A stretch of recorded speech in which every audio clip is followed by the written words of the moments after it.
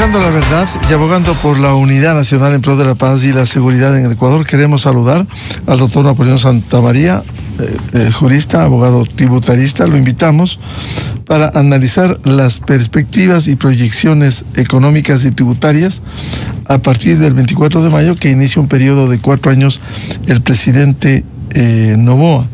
Aquí la disyuntiva es qué hacer con el tema tributario. El Observatorio de la Política Fiscal nos ilustraba, y esto se publicó en Diario La Hora, que existe un déficit que podría superar los 5.500 millones de dólares y una deuda pública creciente. Por ello, implicaría una nueva reforma tributaria y saber en qué condiciones, si se eliminan exenciones y exoneraciones de impuestos mal focalizados, que podría generar 1.000 millones de dólares. ¿Cuáles son esas perspectivas y qué hacer con el tema tributario? Doctor Napoleón Santamaría, buen día. Saludos, apreciado Miguel. Un fuerte abrazo a usted y a través de sus micrófonos a todos los amigos que siempre nos atienden y invierten sus minutos en escucharnos. Y yo creo que la premisa que se plantea es la más importante.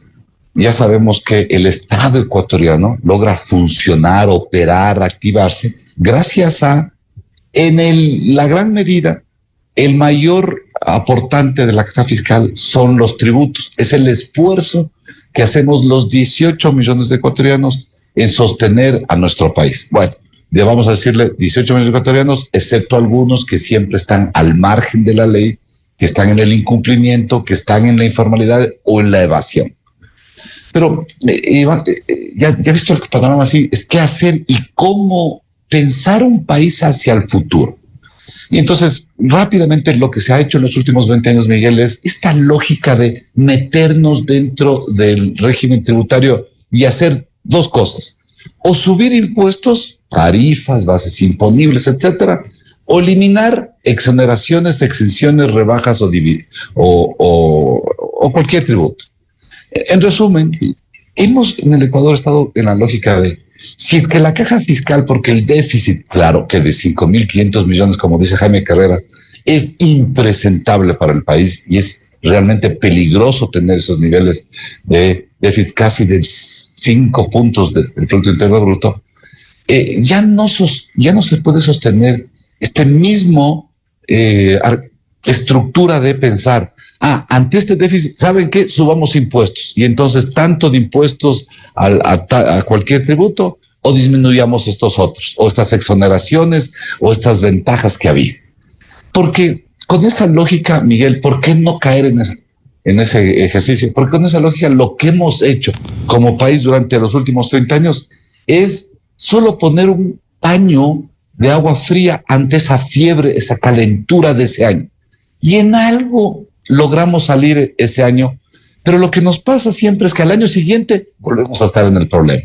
Entonces, ¿cómo se ha solucionado los últimos años? Esto le cuento desde el año 2004 exactamente, es con impuestos temporales, con contribuciones, con impuestos al patrimonio, con subida de IVAs, con subida de impuesto a la renta, y esta lógica, mi querido Miguel, no ha sido eficiente a largo plazo. Ayuda coyunturalmente ese año, quizá 2 años máximo, pero luego volvemos al mismo problema.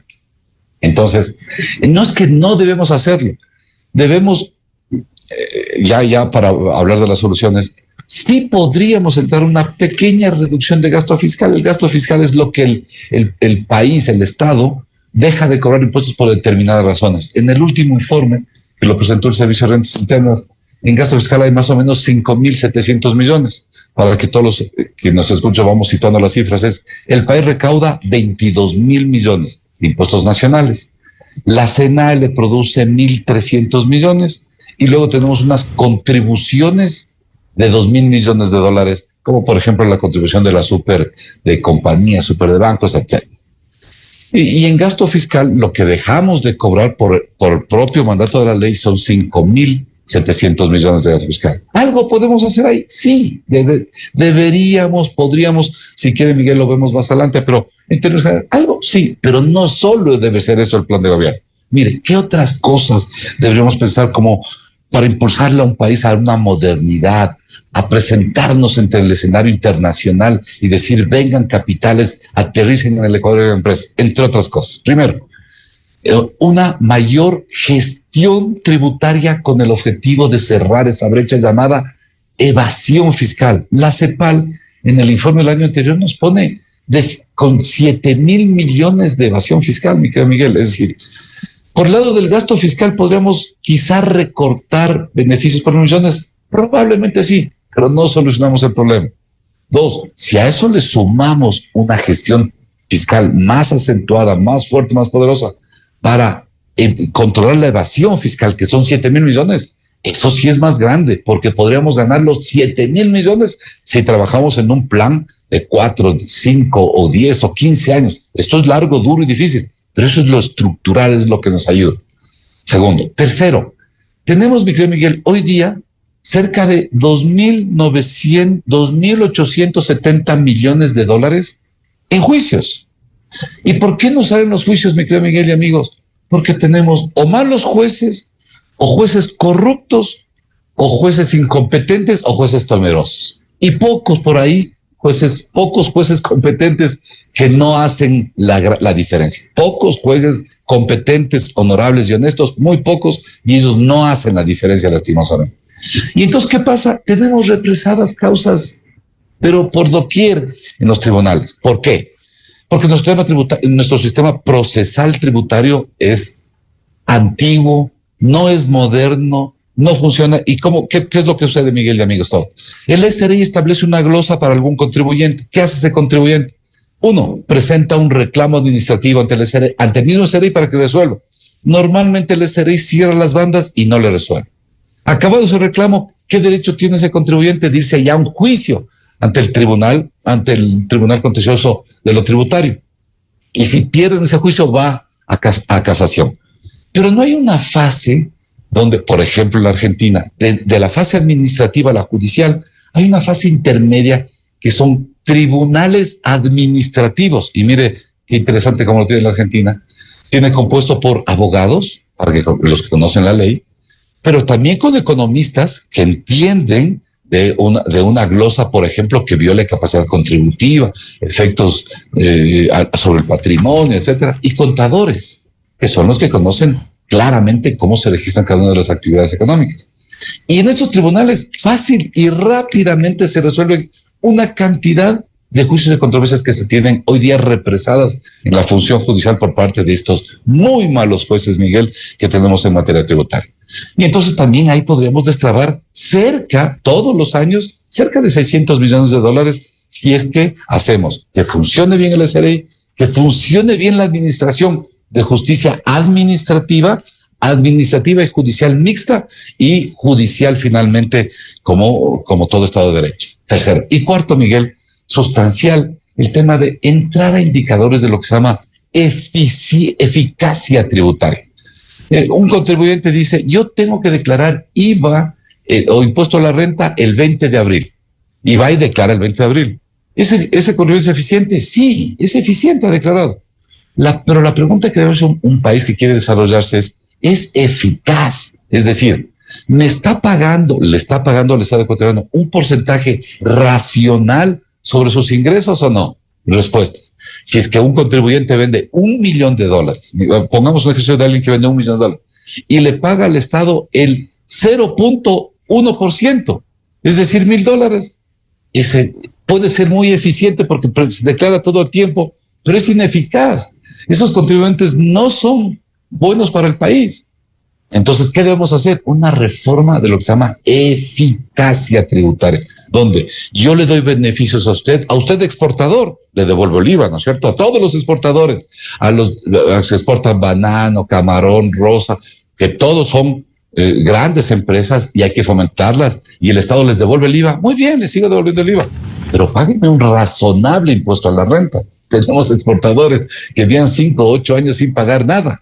Entonces, esto es lo que debemos hacer, pasar a este modelo. Y finalmente cerrar con algo, Miguel, decirle a la inversión extranjera, y finalmente después de que hagamos estas 4 fases, vamos a prometernos como país y prometer a ustedes, mercados internacionales, que no vamos a hacer reformas tributarias en los próximos 4 años. Venga, les doy estabilidad, vengan con sus capitales e inviertan.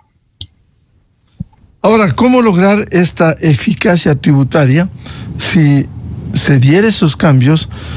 ¿Impediría seguir lo que ha sido la dinámica en el Ecuador, el aumento de impuestos, o mejorar, ser más rigurosos en los procesos de recaudación? Esa es, mi querido Miguel. La segunda, lo que usted dice, es ser más rigurosos en lo que se llama gestión tributaria. La gestión tributaria es ya ninguna reforma legal, ninguna reforma. El Ecuador necesita reformas legales, una, pero no para subir impuestos, ni para... Una que armonice, que dinamice, que modernice nuestro régimen tributario caduco, arcaico. Yo le veo al régimen tributario del Ecuador como una tela, pero en la tela pegada una cantidad de surcidas, de remiendos, de parches. Pues realmente es un telón impresentable al inversionista extranjero y también a la reinversión nacional. Y por eso es que muchos capitales optan por no quedarse en el país. Entonces, lo que necesitamos una reforma, pero ya no para hablar de subir, de bajar, pues no, sino para modernizarlo, presentarlo como un instrumento moderno, eficiente, capaz, que no haya antinomias, que no haya contradicción. Un ejemplo, Miguel, quienes nos están escuchando. Si es que hoy jóvenes se ponen como un negocio, una panadería, vamos a poner por ejemplo, y compran una camioneta para repartir el pan que están produciendo, ¿sí? Y los demás productos de su panadería. La ley del régimen tributario dice que por un error de redacción, porque también, claro, teníamos pésimos legisladores, que hay que llamar la atención a los nuevos legisladores, que no hagan los errores sin H y los horrores con H que hicieron los legisladores del pasado. Pero vuelvo al ejemplo, y estos jóvenes que hacen esta panadería, reúnen capitales, compran esa camioneta para repartir su pan y generar su propio empleo y algo de riqueza para salir adelante, la ley del régimen tributario, por un horror de redacción, les dice que no es deducible la depreciación de esa camioneta, que no pueden. Y cuando uno dice, ¿pero por qué? O sea, ¿qué sentido tiene? No tiene ningún sentido, nada. Es un error, un gravísimo error de redacción cuando pasó por los irresponsables exasambleístas anteriores. Y a le pongo un ejemplo para los que escuchan. Así hay, no trato de exagerar, pero por lo menos deberán haber unas 60 o 70 antinomias, errores, malas redacciones que le hacen impresentable al régimen tributario. Entonces, si hacemos esa reforma para modernizarlo, ahora sí hay que sumar lo que ustedes han dicho, que es que ¿cómo hacemos que seamos eficaces tributarios? Gestión tributaria. ¿Y qué es la gestión tributaria para ir al grano, al concreto y no dejar el etéreo? Es, primero, medir la capacidad humana de nuestros agentes tributarios o sujetos activos, que son el SRI, por un lado, en los impuestos nacionales, que son la SENAE en los impuestos aduaneros, pero también lo que son los municipios y los consejos provinciales en la administración seccional, ¿sí? Porque lo que tenemos es, mire Quito, lo de Quito es impresentable, ¿no?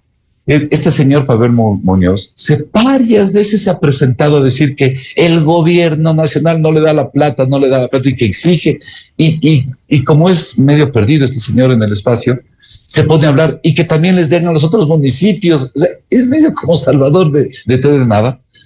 Y ahora, cuando vemos la ejecución presupuestaria del 2024 en el municipio de Quito, este señor solo tiene la capacidad para ejecutar apenas el 81.3% de los dineros que el Estado le da al municipio.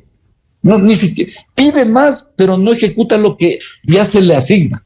Y dos, ¿qué capacidad tiene el municipio de Quito recaudatoria, eficiencia, etcétera? Muy mal. Hoy día tiene una cartera morosa cerca de $400 millones. Ha logrado cobrar 23. ¿Por qué? Fruto de la amnistía tributaria que la ley nacional le da. Bueno, esto también hay que medir, porque el esfuerzo y la eficacia fiscal no solo es nacional, no solo es de la SERI, es la más importante, pero también de la SENA y también de los municipios y consejos provinciales. Y para eso hay que medir tres cosas. Capacidad humana o equipo de trabajo. y a todas luces el SRE hoy no supera los 2.700 funcionarios públicos, y esto tiene que ser el doble o al menos el triple. Para que usted vea una comparación, la Contraloría cerca de 2.500 funcionarios públicos y la Contraloría del país no le aporta en nada. Más bien, los excontralores del Estado ecuatoriano, todos, el POLID y todos estos pillos, ladrones, delincuentes, sentenciados, por cierto, el CEL y POLI, todos estos granujas, lo que le hicieron es dejarle una herida al país. Por lo tanto, no digo que recortemos la Contraloría, hay que cambiar y mejorar esa Contraloría, pero hay que potenciar estos agentes importantísimos de control fiscal como el SRI.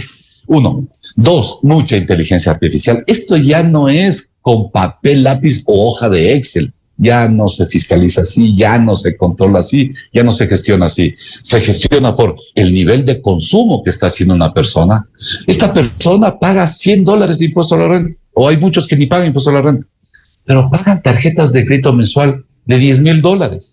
Entonces, el derecho tributario hay un tema que se llama incremento patrimonial por incidencia de consumo. Si esta persona consume tanto, debe ganar lo suficiente para pagar sus consumos, o debe tener ahorros suficientes para pagar su consumo. Si no demuestra ninguna de las dos, entonces tiene lo que se llama un ingreso omitido y por lo tanto un incremento patrimonial que tiene que pagar. Y esto no se hace con Excel ni hoja, sino se hace con inteligencia artificial. Y tercero, el SRI, sobre todo el SRI, tiene una cantidad de información, no solo de registros de la propiedad nacional, de la supervisión de compañías, de la banca pública y privada del Ecuador que le entrega, de los notarios que le entregan, no solo, sino información de casi 200 países del mundo que le entrega al SRI sobre bancos que se tienen en el exterior, de ecuatorianos que tienen en el exterior, inversiones, etcétera. Tiene una cantidad de información, pero eso no se puede procesar si no hay un big data, una forma de administrar toda este gigante de información, procesarla y sacar resultados. Cuando hagamos eso y modernicemos a nuestras instituciones, entonces, Miguel, créame usted que si es que hacemos ahora un ejercicio numérico, del gasto fiscal recortamos los 1.000 millones que propone Jaime Carrera, que yo creo que es posible. Sí es posible, hay que echar lápiz, pero quizá en 2 o 3 años podríamos hacer recorte de 1.000 millones. Recortamos evasión fiscal mediante esta gran gestión eficiente, moderna, eficaz y moderna de la tributación nacional y subnacional. Y recaudamos de los 7.000 millones que se van en el país. Vamos a recaudar cada año el 10%, pero el 10% y ni creciendo. Entonces, este 2025 recaudemos 700 millones. Pero el 2016 vamos a quedar los 700 que logramos cobrar en el 2025, más 700 de los, y tengo 1.400. Y el tercer año ya tengo 2.100 y así, porque la evasión significa recaudación permanente hacia el futuro. Y tercero, si es que hacemos que las controversias que tenemos hoy día y que van a seguir habiendo, esto es normal, esto es parte de un sistema jurídico, democrático de un país, que los contribuyentes no compartan con lo que hace la administración y viceversa, la administración no comparta con las prácticas sociales contribuyentes, y esto se resuelva en tribunales rápidos, eficientes y técnicos, la Administración de Justicia Administrativa y Jurisdiccional, y que ahí recortemos 500 o 600 millones por año. Ahí estamos pensando y creyendo en un país que está haciendo una estructura fiscal, una arquitectura fiscal fuerte, sólida. Y súmele mi querido Miguel, a lo más importante que creo. La mejor manera de recaudar es fomentar negocios, fomentar inversiones, industrias, comprar, vender, que se mueva el IVA, que me cobren IVA, que pague IVA, que haga crédito fiscal, etcétera. Y eso el país, mi querido Miguel de amigos, solo lo podrá hacer con inversión extranjera.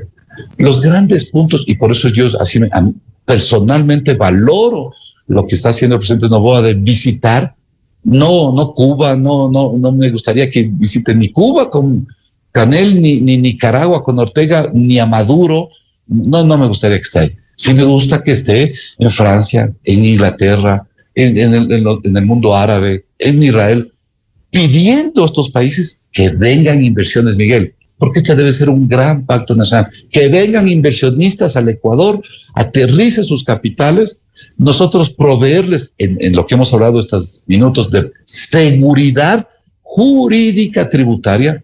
Faltan otras, política, penal, administrativa, laboral, etcétera, jurisdiccional sobre todo, pero en esta tributaria, y decirles, no les vamos a cambiar la regla de juego, traigan sus capitales, hagamos empresa, hagamos industria, generemos riqueza, ayúdennos a cubrir este déficit de desempleo que tenemos y ayúdenos a proteger el medio ambiente. Eso también nos daría muchísima recaudación, más recaudación, solo para que quienes nos escuchan vean las cifras.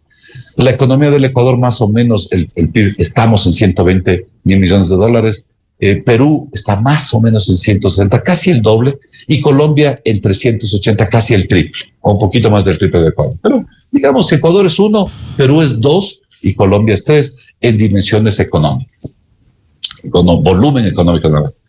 Pero el año anterior al Ecuador apenas llegaron 286 millones de inversión extranjera, a Perú 7,000 y a Colombia 9,000. Realmente el Ecuador estamos muy retrasados, muy fuera de forma en coger a estos dos competidores que llaman Ecuador y Colombia, y ya con ellos tenemos que competir, en el buen sentido, competir en los mercados y ganarles, y tener que nuestras rosas se penetren mucho más, claro que son mucho mejores nuestras rosas, pero que penetren más mercados y generar más industria, más agroindustria en ese sentido, y con nuestro cacao y banano, etc. Bueno, lo que quiero significar es que no habrá salida a futuro pensando, si es que no hacemos este ordenamiento de casa a lo que le hemos llamado esta nueva arquitectura tributaria, ¿sí? Con estos 3 grandes ejes, pero también con una fortísima invitación a la inversión extranjera. Y por eso, Miguel, nuestra propuesta es el último artículo de esta reforma que busca modernizar el régimen tributario debería ser, y el Ecuador se compromete en el plazo de por lo menos los 4 próximos años, que es el periodo del presidente Noboa, no hacer ninguna reforma tributaria, porque, Miguel y amigos, no necesitamos ninguna reforma tributaria de nada, de subir impuestos, etcétera, bases imponibles, nada, sino los que ya tenemos, hacer una modernización y, como hemos hablado, hacerlos efectivos, gestionarlos adecuadamente y resolverlos en los tribunales administrativos y jurisdiccionales de manera eficiente. Doctor Napoleón Santamaría, ¿se pudiera ser más eficaz en los procesos de recaudación, por ejemplo, con el tema de exenciones y exoneraciones, por un lado? Y por otro, esto no abre, esta situación dada, no abre la posibilidad de nuevos impuestos. Muy bien, Miguel. Entonces, ¿podríamos recortar algo de gasto fiscal? Sí, le voy a dar las cifras. En IVA, el país deja de cobrar por mandato de ley, esto no es evasión ni ilusión, no es, la ley exonera, la ley dice no le cobre. En IVA, 3.477 millones de dólares, y en impuesto a la renta, 1.800 millones de dólares. Y en otros, cerca de 500 millones de dólares. Esto es lo que la ley prevé, estas exoneraciones. Muy bien. Pero si le vamos a ver qué tenemos en este IVA, o sea, a quienes no le cobramos IVA, tenemos bienes alimenticios, 775 millones que no cobramos IVA. Pero ahí está el arroz, el azúcar, la papa, la carne, los vegetales, etcétera, etcétera.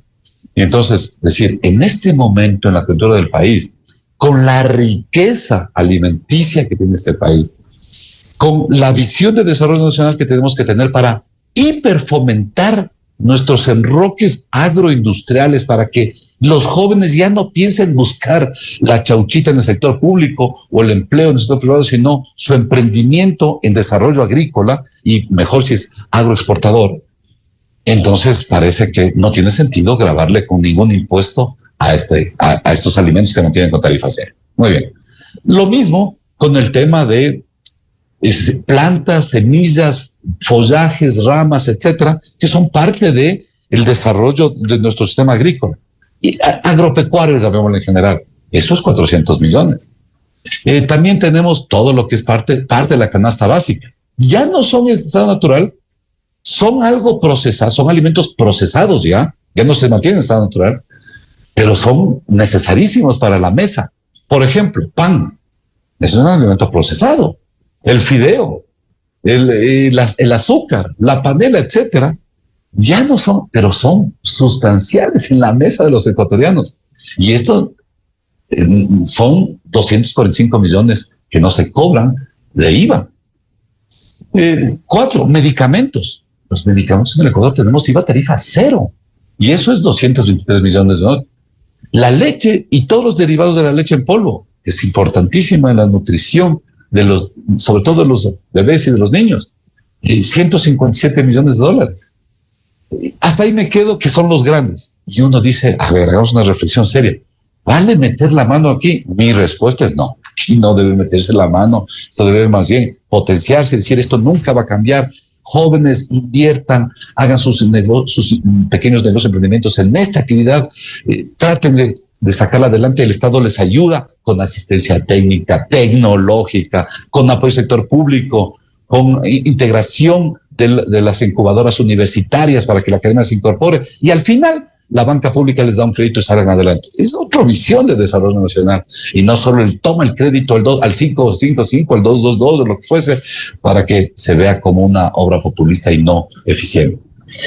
Pero luego sí tenemos en algunas otras cositas, como por ejemplo tenemos papel bond, el papel periódico, que casi ya no se usa, pero algo tenemos ahí.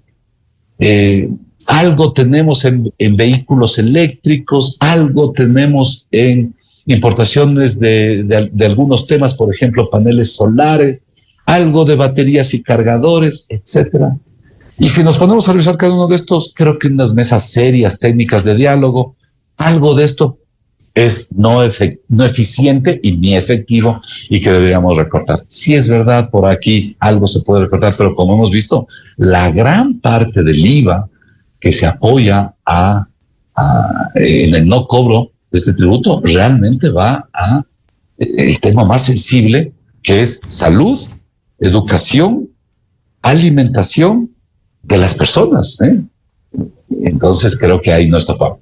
Pero luego sí tenemos el tema de devoluciones, y ahí sí podemos ser más eficientes. Bien, a las personas de la tercera edad les devolvemos 300 millones, vamos a cerrar las cifras.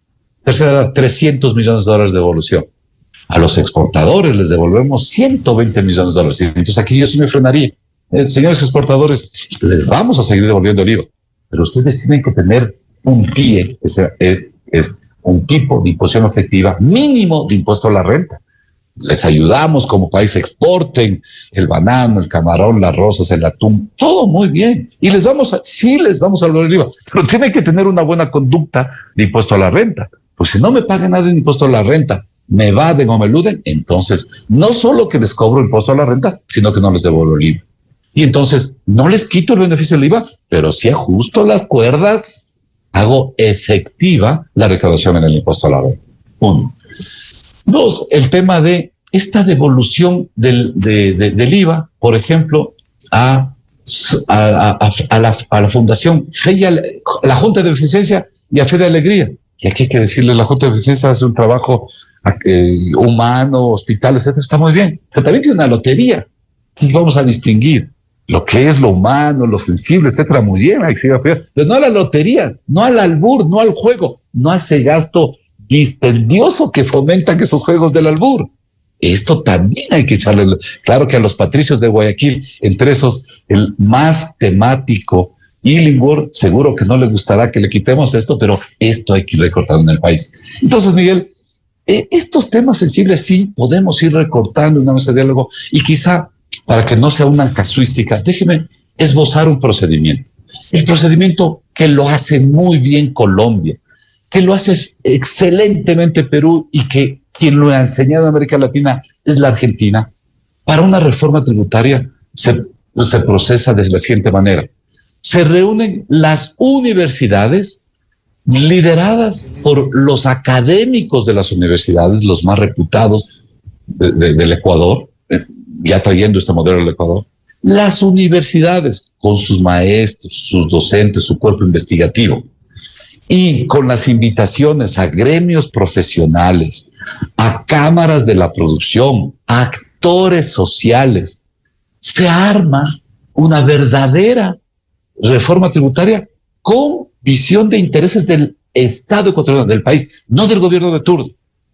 Ese proyecto se le presenta al presidente de la República, al señor Daniel Noboa. Presidente, aquí está lo que ha trabajado nuestra academia, nuestros pensadores, escuchando obviamente a actores sociales, a la prensa, a los medios, a las cámaras. Tome, señor presidente. El presidente toma ese proyecto, obviamente no lo coge y dice está listo, lo revisa, con su equipo de trabajo, su frente económico, pule algunas cosas, elimina ciertos detalles, etcétera, y eso se va a la Asamblea Nacional, Miguel, y ahí los asambleístas se sientan. Entonces, se acaba esa pugna de poderes ejecutivo-legislativo, que el uno le manda y el otro no le gusta lo que le mandó porque no le han dado la gobernación en ni sé qué provincia y vota en contra, y al otro, sinvergüenza, al legislador no le han dado alguna cosa que ha pedido. No, esto es mucho más serio porque esto es un proyecto que lo manda casi el pensamiento del país centrado en nuestras universidades, en nuestra academia. Entonces, me parece que no solo hay que dejarle la casuística de dónde recortar, sino el modelo. El modelo ecuatoriano también ha fracasado. Esto de que los presidentes, el ejecutivo manda al legislativo, el legislativo está en contra, no nos ha funcionado. Copiemos, mejoremos los modelos que tienen Colombia, Perú y la Argentina. De cualquier manera, doctor Santamaría, nuevos impuestos, incremento de impuestos, ¿no sería la fórmula en este momento si se optimiza como usted ha señalado en otros ámbitos?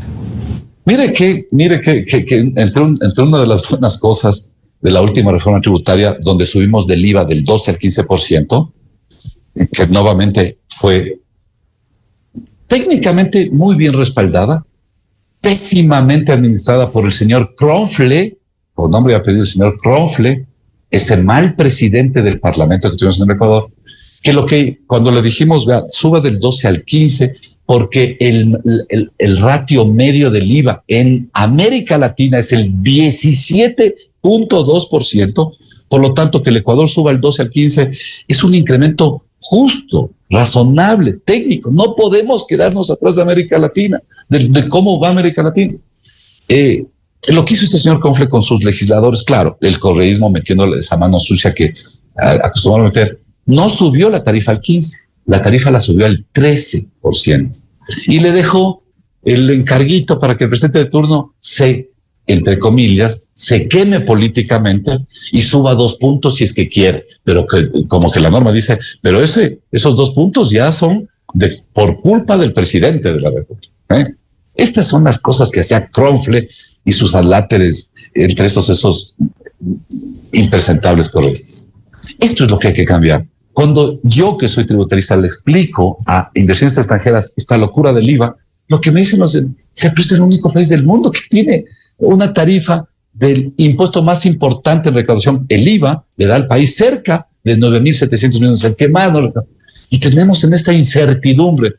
¿Se acuerda usted, Miguel y amigos, que en la campaña electoral, desde la señora Luisa González y un montón de irresponsables, Kronfle entre ellos, es que pasa, Kronfle está dañado porque el señor Nebot, que no sabe nada de esto, y él se inventó una teoría que subiendo las tarifas baja la recaudación, se decía Nebot, ¿no? Están miles de audios. Y esto les inoculó a los sociales cristianos y no han salido de esta tara y no han entendido todavía que no es así. Y no entienden porque no leen, porque no estudian, porque no son académicos, porque son simples políticos falaces y mentirosos. Y cuando pasó esto, la inversión extranjera se asusta y dice, este país tiene su régimen tributario así, pendiente en un hilo. Entonces, contesto su pregunta. No, lo que necesitamos es esto, es armonizar, modernizar y ponernos serios. Una arquitectura tributaria seria, eficiente, efectiva. ¿Necesitamos subir tributos y bases imponibles? No. Este año el IVA, que era este tema del señor Nebot y los socialcristianos, no nos va a dar más recaudación. Revisen, señores, cerca de 200 millones adicionales todos los meses nos dan los 3 puntos del IVA. Esto es absolutamente innegable. Y al final del año vamos a tener más o menos entre 1.800 y 1.900 millones más adicionales de recaudación de IVA. Aunque las teorías de algunos, entre esos el señor Nebot, que afortunadamente ya no lo veo que opinan el país, afortunadamente, le ayudan a la nación. 2, el Ecuador hoy día tiene un poquito de desbalance fiscal, poquito, porque no estamos cobrando ISD. Por cierto, Miguel, en el Ecuador hay más o menos, cerramos la cifra, 6.000 partidas arancelarias para que entren 6.000 productos, de televisiones, equipos de carros, ropa, etcétera, etcétera. De esos 3.000, hoy día no cobramos el ISD, no se cobra, porque el presidente Noboa, a diciembre anterior, dijo, vamos a quedarnos con 0%, para que se digiera un poco algunos temas de crisis crisis eléctrica, ¿sí? y por lo tanto, no sé si le buscaba un efecto político, etcétera. Yo analizo las cifras físicas desde lo técnico. Esto ha sido una gran medida y hoy no estamos recaudando. Y ahí el país está dejando de cobrar cerca de, si manteniéramos todo el tiempo así, $600 millones. Este trimestre nos cuesta más o menos $150 millones. Pero eso, por norma, porque así está el decreto, se vuelve a foco cero el próximo mes y ya volvemos a cobrar al 100% y vamos a tener una mayor recaudación. Y si sumamos, Miguel, lo que hemos hablado, esta eficiencia de la acción tributaria, no necesitamos incrementar ningún tributo ni ninguna base imponible.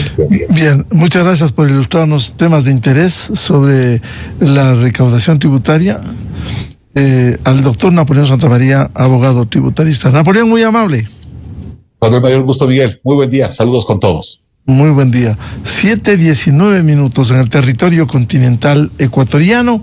Vamos a una pausa y luego volvemos. Diálogo previsto con el ex vicecanciller Marcelo Fernández de Córdoba y el economista Juan Rivadeneira para hablar sobre lo que debiera esperarse de esta gira presidencial que realiza por varios países el primer mandatario Daniel Noboa Asín. Desde 1984 con Gonzalo Rosales.